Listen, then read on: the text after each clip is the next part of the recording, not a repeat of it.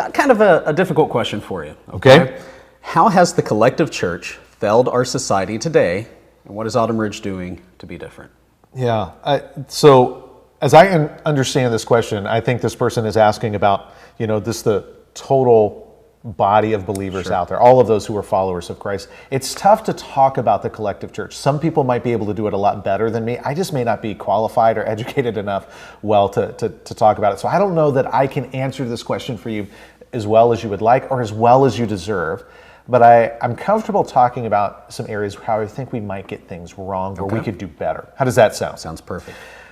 One area is, I think sometimes we have a tendency to put too much stock in political partnerships. Sure. Now, I'm not saying that I don't think believers ought to be in politics. I love when Christians are involved in politics. Be involved in politics. Be a politician. I think that's great. I want to see believers in business and banking and medicine and politics and entertainment and white-collar jobs and blue-collar jobs and all of it. I think that that's great. But the genius of the local church rests in Jesus and His Spirit at work in us. And I think it's primarily when we get engaged locally in our local communities, and even when we launch churches in international communities and we get involved locally there, I think that's where we really see transformation happen. I think that's where we see great things happen. I just reading history and looking what's happened over the past several decades, I don't know that it's great ever for churches when we put a lot of hope in political partnerships. Right. Yeah. I mean, your focus needs to be on Jesus, and being His disciple means living how Jesus lived. Yeah. And yeah, Jesus was all about the relationship. Yeah. And the Great Commission. Right? Yeah. He says, "Go unto all the earth," but He says, "Start locally."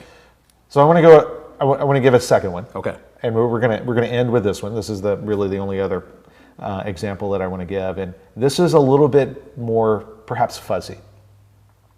Is what ends up happening sometimes is that a particular generation is reached, and they come in and they're excited, and it's easy to think how we expressed things in my generation. Well, that just works for every generation. And sometimes it's hard to adjust. It's hard to make the changes to what is going to best serve the emerging generation, the next generation to want to get engaged. We're not talking about changing truth. Right. We're not talking about that. We're not talking about changing what we believe. Those things are fixed. Those things, by God's grace, those things never change.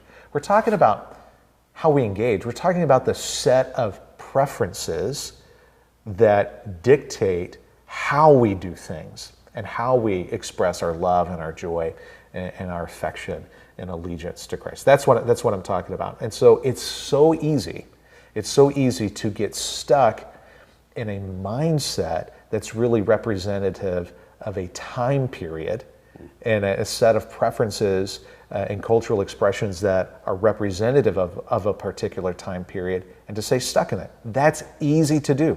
Churches that are very old have struggled with that. Churches that are very new will struggle with that. A church that starts today and it just seems like super current and relevant, and it expresses everything in a way that matches the heart language of our culture, in 20 years, they're gonna face this struggle of continuing not to evolve in what they believe, not to evolve in the content of what they preach, none of that, but how to continue to speak the language of society that's always changing, and continuing to adapt to a cultural mindset that's always changing. The world is changing at a faster rate now than we've ever seen in human history. And it's not, and some people are going to hear this and they're going to think, is Pastor Rick talking about music styles? Well, it includes that, but it's not primarily about that. It's about how people engage the world. It's about how people think. There used to be a mindset that we kind of engage the world propositionally. We engage the world by what's factual, what's not factual, engage the world scientific. That's not the way that people are anymore. Right. We engage the world experientially. Truth doesn't exist outside of me. Truth is found by looking inside of me. And what's most important is how I feel, right? Yeah. That's not how the world used to operate, but that's how people operate now. And so I'm not saying that we change our message to accommodate that. We have to adjust how we communicate our message so the people who are operating under that mindset can understand, so that they could be brought into a knowledge of Jesus and switch their allegiance to him and adopt a biblical worldview. We're not changing truth. We're not changing a biblical worldview. We're making sure that we're tuning in to the frequency of the people who we're trying to reach. And the frequency is always changing from generation to generation, and sometimes more frequently than that.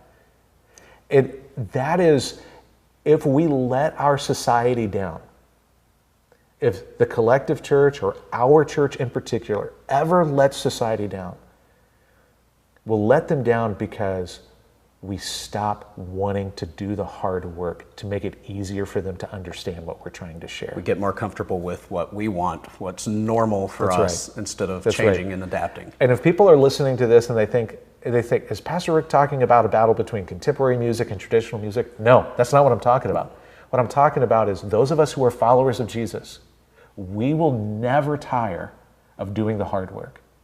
We will find more and more joy in doing the hard work of making sure we are tuned into the frequency of the people we're trying to reach. Because Jesus did that for us, and it is our joy to do that for others. Love the answer, Rick. So Okay. to recap, it's all about relationships, and it's about adapting to reach the people around you. That's right. Putting your preferences aside. That's right. Thank you, Rick. All right.